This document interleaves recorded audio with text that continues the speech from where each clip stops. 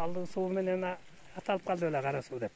Ушул суу биздин айылга Күч тарабынан келет да, ушу Састын суусу кара суу. Ошол себептен ушул суу кышкысын тоңбойт. Топонимикалык аталыш такай ушул кара суу. 40-жылдары ушул жака эме айыл болуп бириккен да, кара суу колхозу. Башка бир канча майда колхоздор ушул айылга биригип чоң айылды түзгөн да. Анда Үч булак колхозу, Карой колхозу, Алкым колхозу, Тогуз булак болуп, анан бир баары биригип ушул кара сууга чогулуп, анан бир чоң айыл болгон да. Ошол бул жерге көргөзмөлөр уюштуруп турат. Балдарга мындай чакан топторго бөлүп сабак өтүп, быйыл жана балдардын окуу лагери өттү жайкысын.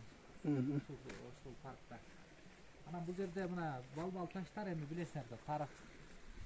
Эти байыркы 2,5 миң жыл мурунку ата бабаларыбыздын таш куралдарынан баштап биздин 78 кылымдагы бал таштар ритуалдык маанидеги. Анан бул жерде Умайене культу да бар да. Могу бал таштын бирөөсүндө могу Умайенени образы, аял кишинин образы, мына 3 мүйүздүү тажылчан Умайдын образы ушул жерде турат.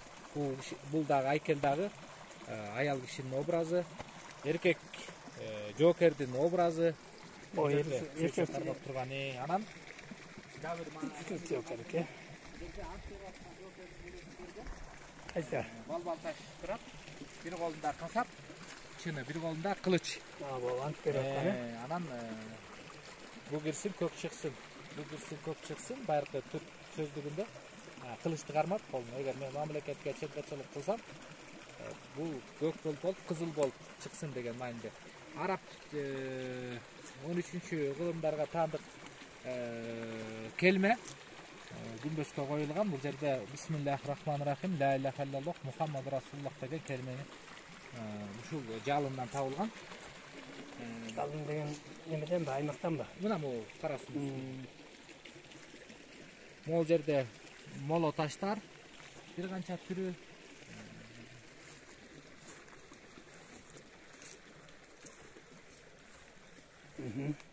Тегирмен таштары, суу тегирмендер болгон ушул тегеректе. Ошолор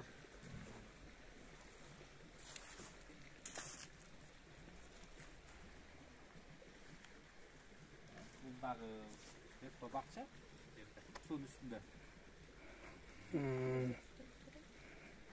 Муну мугалимдер болуп, тектер болуп куруп койгонбуз. Мынакей көлөккө отуруп, жерде баарлашса болот. Üstüne emne kamış ben yaptım bu emne. Kamış işte. Жергиликтүү эле камыштар. Суунун аталышы ушул жерге отуруп. Алло.